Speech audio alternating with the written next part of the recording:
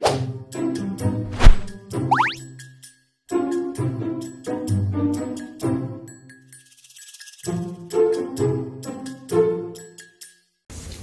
morning everyone, especially to you sir. I'm Chantel Han-Ong Ibanez, reporter number 1. So, the topic is all about forms of business organizations. So, we are from group 3. And we have 3 objectives which are differentiate the form of business organization. Second, identify the advantages and disadvantages of each form. And third, list of existing businesses, entities in their community and identify the form of business organizations. So, let's proceed to the introduction. Businesses are typically profit-driven, interacting with various groups throughout their life. So, most businesses are profit-driven. Ibig sabihin, ang goal nila ay kumita. Nakikipag-deal sila sa customer, suppliers, employees, at government. Pero may mga not-for-profit organization tulad ng charity, public hospitals, at school na hindi nakatuon sa profit kundi sa serbisyo. Sa isang partnership business, kapag may utang ang kumpanya at kulang ang assets para pangbayad, pwedeng gamitin or singilin ng creditors ang partners. Minsan, isang partner ang magbabayad ng buong utang. Joint liability o kaya hati-hati sila depende sa share nila, proportionate liability. So, examples sa profit-driven business. Isang restaurant na kumita sa pagbibenta ng pagkain. An example sa non-profit organization ay isang foundation na nagbibigay ng libreng scholarship sa mga estudyante.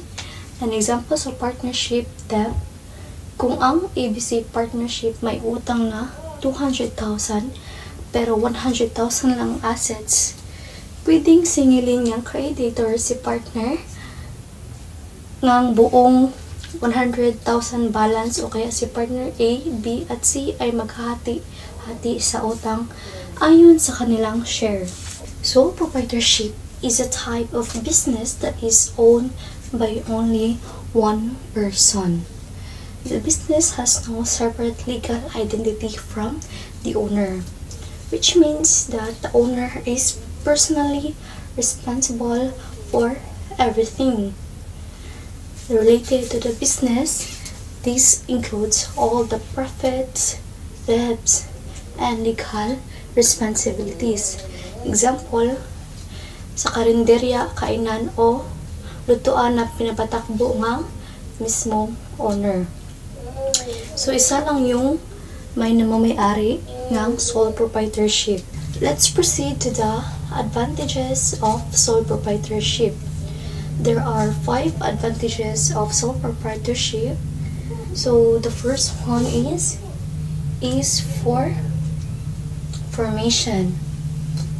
So, is for formation, ang sole proprietorship ay madaling simulan o konti lang ang papeles at legal requirements. So, ngunit na siya o mamahaling abogado o komplikadong proseso. So, for example, isang tao na nagbubukas ng sari-sari store gamit ang kanyang sariling pera o sarili niyang puhunan. And number 2, owner has full control. So, ibig sabihin ang may-ari ng gumawa ng approval mula sa partners o shareholders.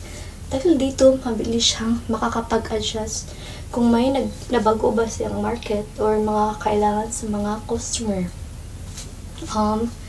For example, isang karinderya owner ang pwede magdagdag ng bagong ulam bukas nang hindi niya kailangan magtanong sa iba. So, na-gets ninyo? And let's proceed to number 3, which is owner can freely mix personal assets with business assets. So in a sole proprietorship, the money or properties of the owner and business are not separate. So, ibig sabihin, kung may utang ang negosyo, pwedeng gamitin ang personal na arian tulad ng bahay, lupa, pera o ipon para pambayad. Examples, kung may karindira na may utang sa supplier ng bugas at walang pambayad ang negosyo, pwedeng kunin ng supplier ang personal savings ng may-ari. So, yun yung number 3. And next, number 4, owner has all the profits for himself or herself. So, in a sole proprietorship, the owner receives 100%, full 100% of the profit. So, wala siyang kahati sa kita dahil siya lang naman yung namamay-ari at nagpapatakbo ng negosyo. So, example, ang may-ari ng isang sari-sari store ay kinuha lahat ng tubo niya sa araw-araw ng kanyang benta. So, wala siyang kailangan nahatiin sa iba. 5. Simple taxation. Sa sole proprietorship, ang kita ng negosyo ay diretsong isinasama sa personal income tax ng may-ari. So, for example, ang sari-sari store owner ay nagbabayad ng buwis gamit ang sarili niyang pangalan. And let's proceed to the disadvantages. The first one is unlimited liability. Sa sole proprietorship, iisa lang ang may-ari at walang hiwalay na legal identity ang negosyo. Ibig sabihin, kung may utang o kaso ang negosyo, pwede kunin ang personal na ari-arian ng may-ari. Example, ganyan tulad ng pera, bahay, lupa, kotse, para pambayad. Example, kung ang sari-sari store may reklamo mula sa customer at napildi siya sa korte, ang personal na pera niya ay gamitin para ipambayad. The second one is difficulty raising additional capital. So, sole proprietorship, pag may arrest lang ang nag-invest ng pera, kung ang pundo kailangan niyang umutang sa bangko sa ibang creditors, hindi siya makakuha ng puhunan mula sa pagbibenta ng shares tulad ng corporations. Examples, ang online seller ay gustong mag-stock ng maraming produkto pero kulang ang puhunan kaya humiram siya sa kaibigan niya or sa iba. And lastly, number 3, owner's bias. So, dahil sa sole proprietorship ay may final say sa lahat ng desisyon, minsan pwedeng pumasok ang bias o madaling judgment. Wala kasing ibang partners o board na magbibigay ng ibang opinion. For example, ang may ari-ari ng isang karinderya ay patuloy na nagluluto ng isang ulam na paborito niya. Kahit hindi ito mabenta sa mga customer. So, that's all. Thank you. Everyone and sir, we are the group 3. I am Juliana Grace C. Raganet. And the topic I was assigned is partnership, separated illegal existence, mutual agency, unlimited liability, co-ownership of partnership property, partnership agreement, limited partnerships, limited liability, and partnership. Partnership. A partnership in the Philippines involves 2 or more individuals contributing money, property, or your skills and knowledge. Ang ibig sabihin nito, it involves 2 or more na mga tao to work and contribute of money, property, or anything related to business. Now she goes to earn in mag-share of profits. Separated legal existence. Separated legal existence, the business is separated from the owner with its own right and responsibility. Maskin pag i-change sa owner, the business itself magstay yapon. Mutual agency. Mutual agency, ang partnership kay more of team. Kung mag-decide ang isa ka-partner o magbuhat og butang na para sa negosyo, both maapektuhan o pwede ni siya mag-cause of mga laing action sa Unlimited liability. but the partner are personal responsibility sa biskan unsa nga utang or illegal actions. Kung di sila kabayad sa ilang utang, kailangan ilang gamitin ilang sariling kwarta or inipon. Number 4, limited life. Partnership life can be ended through dissolution or liquidation. Meaning sa dissolution kay mausab ang inyong partnership sa inyong business partner pero ang negosyo magpadayon gihapon. Example sa dissolution kay imong business partner kay mohawa kay gusto siya magbuhat og lain nga negosyo pero ang imong negosyo na dili mausab magpadayon ra gihapon. Mao na siya ang meaning sa dissolution. Ang liquidation kay kana inyong business magsirado na jud siya unya dili na jud siya magpadayon. For example, kay kanang malugi inyong negosyo unya na desisyonan sa nimo sa inyong partner nga i-end na lang moto ang mga gamit o ang mga oven like equipment inyong ibaligya para inyong mga utang is mabayaran niya ang mabilin nga kwarta inyong bahin-bahinon. Number 5, co-ownership of partnership property. A partnership involves partners contributing money, property, and industry to a common fund. So meaning ang tanang butang mo i-contribute or nakuha ninyo sa imong partner like kwarta, gamit, yuta, inyo jud ang duha sa negosyo jud na ninyo dili pwede nga kanang tag-isa ay ang isa ra ka partner ang manag-iya ana. That's all. And number 6 is partnership agreement. A partnership is a contract perfected through oral or written agreement. And to protect all partners' interests, it is ideal to form a partnership in a written contract. Example, magpirma mo sa imong business partner o kontrata na ang imong business partner kay magbantay sa inyong negosyo niya, ikaw pod kay mag-manage sa inyong kwarta para patas ang bahay sa inyong kita. That's all. Thank you. Partnership, isa ka business nga daghan og tag-iya. Na generally partner sila and fully responsible for any financial problem. Ang isa ka limited partner, sila ang nag-invest sa business. If any business kay fully mas dako sila mawalan kaysa sa ilang buwis.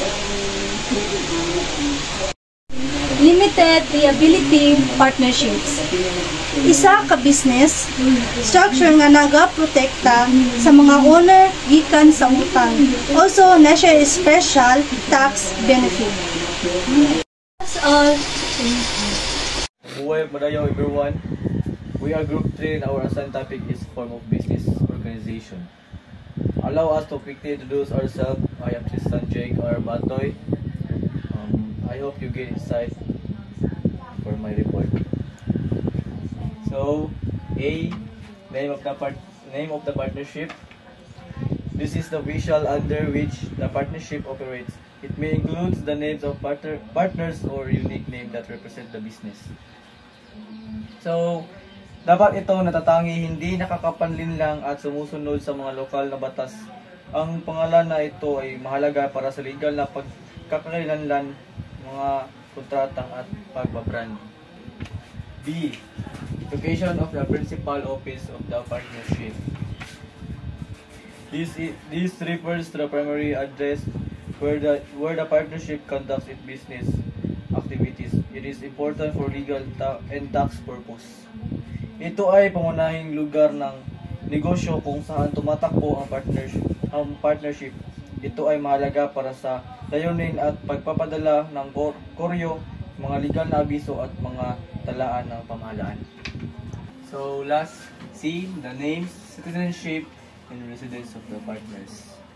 This section includes names. The full legal names of all partners included in the partnership. Citizenship, the citizenship status of each partner which may affect legal and tax obligations. Residence, the residential addresses of the partners which can be relevant for jurisdictional matters. Tinitiyak nito ang transparency, nagbibigay daan para sa wastong dokumentasyon at tumutulong na tiyakin ang mga karapatan at responsibilidad sa loob ng partnership. Yun lang po at maraming salamat. Mabuhay umarayaw everyone. I am May Maureen Mikolov. My topic is all about corporation. So, a corporation is an incorporated entity established through low-cost operation with successions, rights, inspiring powers, assets, and properties as stipulated by law. So, a corporation is in a business structures that operates as a distinct legal entity, separate forms its owners called shareholders. So, next is emphasizes 4 things about a corporation. So, first is a corporation is an artificial entity distinct from its owner. So, a corporation is an artificial identity distinct from its owner. So, corporation is considered as artificial being. Why? Because it is a legal entity created by law with separated existence from its owners, allowing it to own property and core debts or mga utang. Also, ang kontrata in its owner name. So, next is a corporation is formed through the operations of law and individuals cannot form independently. So, pasabot ani is mabuo ang corporation if there is a law or deal in their business or business plan or kanang kuanon pa nila nga business. And second is third is a corporation has the right of succession. So, a corporation has the right of succession which can be transferred to others through sales or pag-donate or any methods sa pagbaligya. So, third is a corporation has the right of succession.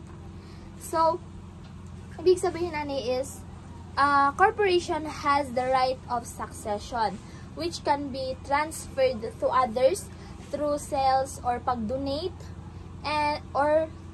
or any methods sa pagbaligya. So, that's the end of my topic. So, thank you everyone. Good evening everyone, especially to you, sir. I am Nicola Matthew and one of the reporter of Group 3. So my topic is all about general features of corporation. So first, we have separate legal existence. A corporation is a separate legal entity from its owner. So, ang separate legal existence is isa siya ka-concept sa batas na ginaila sa company na as an independent entity or separate. So, hiwalay siya sa tagiya, shareholders, and director. So, it means, ang isa ka company is ginagawa siya murag isa ka tao kay naa siya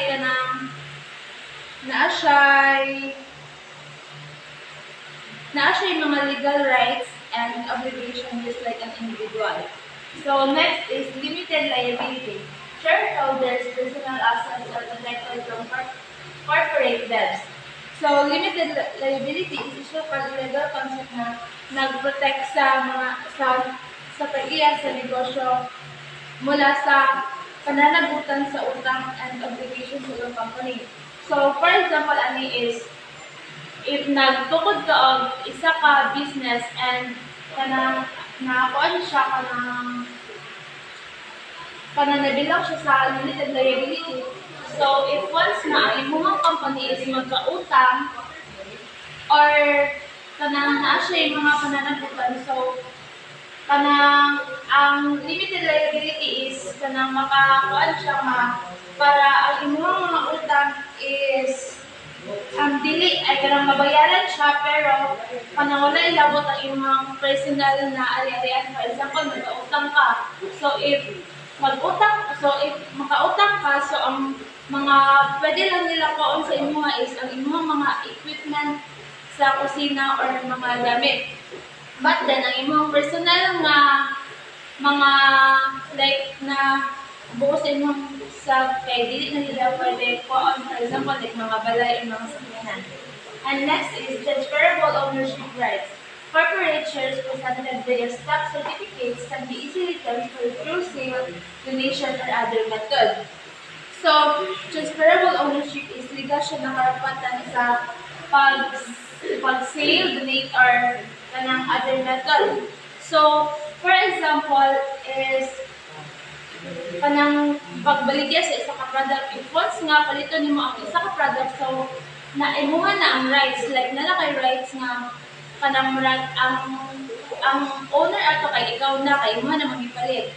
And also, ang katusad nga product is pwede nimo siya ihatag or ibaligya sa lain, so para sila na pud ang rights nga ilahan na pud mga gamit. So next is virtually unlimited life. A corporation that exists for up to 50 years from its formation, and this can be extended. Its operations are not affected by shareholders' change.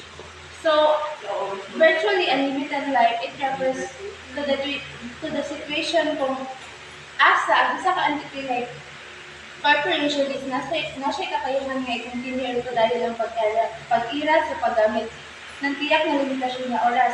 It means maskin naay mga pagbago or naay mga challenge over time, ang entity or asset kay pwede gihapon mag-continue na mogana and pakinabangan. So, for example, ani is nagtayo, ang best example ani is corporation. Pag once na panagtayo pag corporation siya na siya unlimited life, even though ma-change ang mga shareholders or managers, but still mag-continue gihapon sila. And that's it. So, mabuhay ug magayaw. I am Rachel Micoblan, and this is my report. First is corporation management. Corporations have a complex management structures involving stockholders. So, if corporation management, simple definition is ano siya, pamaagi sa pag-manage sa corporation na daghan siya o tag-iya. So, like na siya na siya stockholders, means tag-iya. Board of directors, wala siya ang mamili na siya o mga tao para mag-desisyon kung asa pa ang ilahang negosyo. Next is officers. Officers, mag-elect sila president, kinsa ang kanang treasurer, ug secretary. Kay si treasurer mo siya para sa kwarta, and si secretary para sa mga records. And sa president mo siya ang mag-manage taga-adlaw. So, pasabot na siya ng corporation management, wala siya ang kanang magkamukha yung workada ng teamwork mo para mudagan o tarong ang inyong negosyo. Wala siya ang simple definition sa corporation management. So, next is, what is this?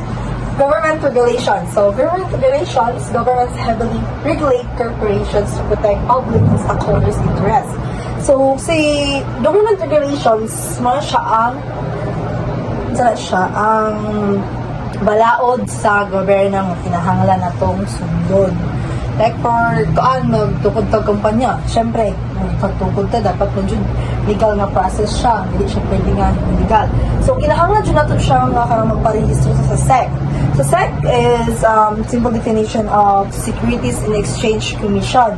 Wala siya sa SEC. So, ipaka-register sa bayad po taog tax. So, sa tax.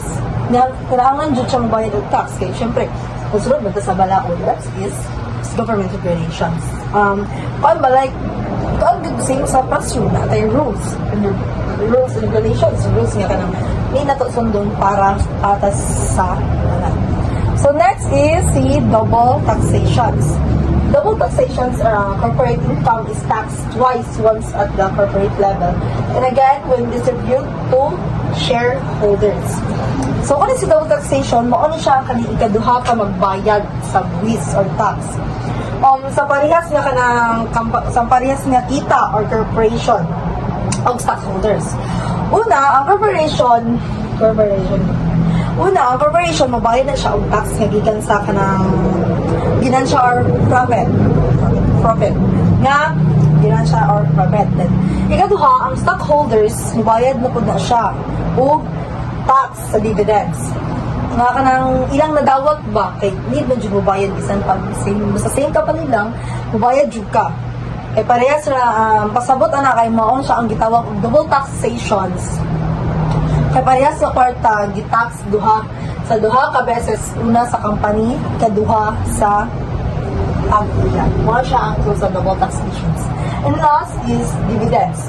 Dividends, which are payment made to stockholders, are distributed only after the board of directors approves them. So, dividends. Do you have any idea what is dividends? Muna siya ang bahin sa company na kanang gihatag sa stockholders, isip ka ng reward sa ilahang investments. So, pasabot, kung nakaginan siya ang company, tagaan ko na ang stockholders sa ilahang part. So, muna siya ang simple definition sa dividends. And thank you. Good day everyone, my name is Jonaline S. Sabilla. My topic today is cooperation. So the first is, the goal is to promote the mobilization of staff and savings among the members. So ngano kailangan ta mag-ipon, ngano dapat kabalotang makabalo ug unsaon pag-ipon na naatay mga kauban like ng group para matutong mag-ipon ang mga miyembro and develop financial discipline so there's something to rely on during emergency times. So kailangan jud nato ng savings ato kay wala ta kabalo sa atong panahon karon og unsa bay mahitabo like kana ganito. So the second is, the purpose is to generate funds. For example, may available na pondo na magagamit for projects, services, and others need of the group as a whole. So kailangan jud nato na in case of emergency natay kanang magamit na pondo, for example magpahimo kag balay, so kailangan pa nimo na magpondo para naa kay palit sa mga gamit nimo. The third is, the aim is to generate funds. For example, kung naay sapat na pondo, ang group can support more members and maintain sustainable operation in the long run. Fourth is, the purpose is to offer various goods and services to its member. Ngano kailangan mo jud ta mag-offer sa atong mga kauban og maayo nga serbisyo sa atong mga members. For example, para mas madali sa mga miyembro ang access sa essentials at madalas mas mura pa kumpara sa uban. Aron magdugay jud sila, kailangan jud nato sila nga kanang mag-update ta permi og unsa ang mga kailangan, unsa ang mga offer nato sa ilaha para maganahan sila og magdugay sila sa ato ang offer ay sa ato ang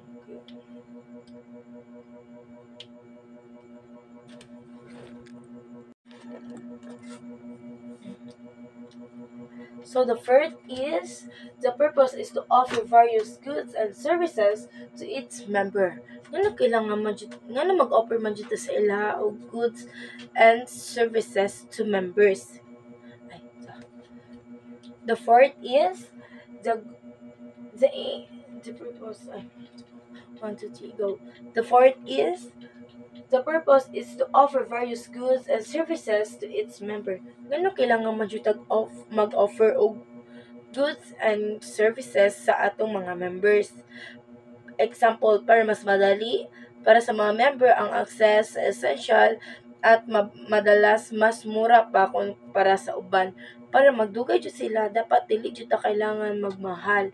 Like, for example, sa interest, dapat dili jud ta magdako interest para magdugay jud sila. So number 5, the goal is to enhance the expertise and skills of its member. Ngano kailangan man sa mag-enhance the skills and expertise of members.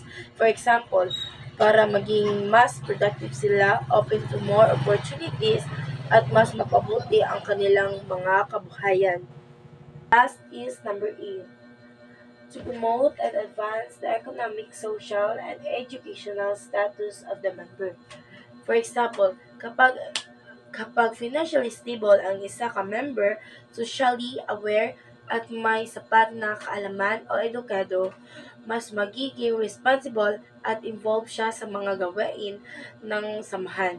Hindi lang para sa kanyang sarili, hindi lang yang sarili iyang ginaangat, kundi iya pong mga kauban. So mao na ginatawag na growth is tagumpay ng lahat. Mao na ang pinakanindot sa isa ka kanang grupo nga kanang matagumpay jud ang tanan. Kanang naka-joy ka ng kaalaman kung unsaon pagpadagan sa kwarta, and mao lang to. Thank you.